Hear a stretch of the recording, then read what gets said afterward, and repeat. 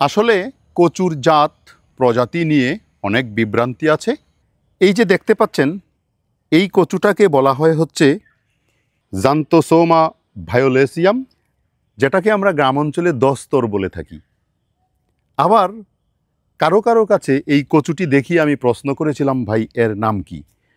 কেউ বলে মৌলবী কচু। আরেকজনকে প্রশ্ন করলাম যে ভাই এর নাম কি? তিনি বললেন, একটা ডাটা কেটে দেখালেন যে এটার থেকে দুধের মতো কোষ বের হচ্ছে, এই জন্য এটাকে দুধ কচু বলা হয়। আসলে এই যে কচু, কেউ বলছে মৌলবী কচু, কেউ বলছে দুধ কচু, আমি বলছি আপনাদেরকে দস্তর কচু।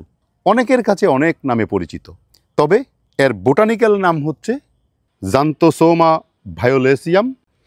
এই যে দস্তর কচু, এইটার ডাটা কেটে এটাকে তারপরে পিঠালি মিশিয়ে যদি বড়া বানানো হয়, অত্যন্ত মুখরোচক একটি খাবার হয়, যা কিনা বিকালের নাস্তা অথবা দুপুরের ভাতের সাথে অত্যন্ত মুখরোচক, রসনাবিলাসের জন্য। অন্যান্য যে কচু থাকে, সাধারণত কচুর কাণ্ডটা সবুজ হয়, আর এই কচুর কাণ্ডটা কি কারণে এরকম ধূসর কালচে রঙের বা সুরমা কালারের?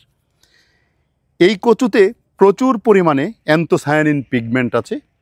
অ্যান্থোসায়ানিন পিগমেন্টের কারণে, আধিক্যের কারণে এখানে ক্লোরোফিলটা ঢাকা পড়ে গেছে।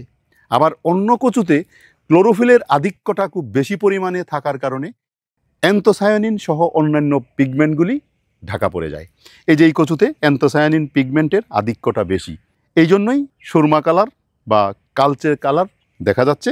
কালচে কালারের উপর আবার একটা সাদা স্পট আছে। এই যে দেখেন, সাদা একটা স্পট।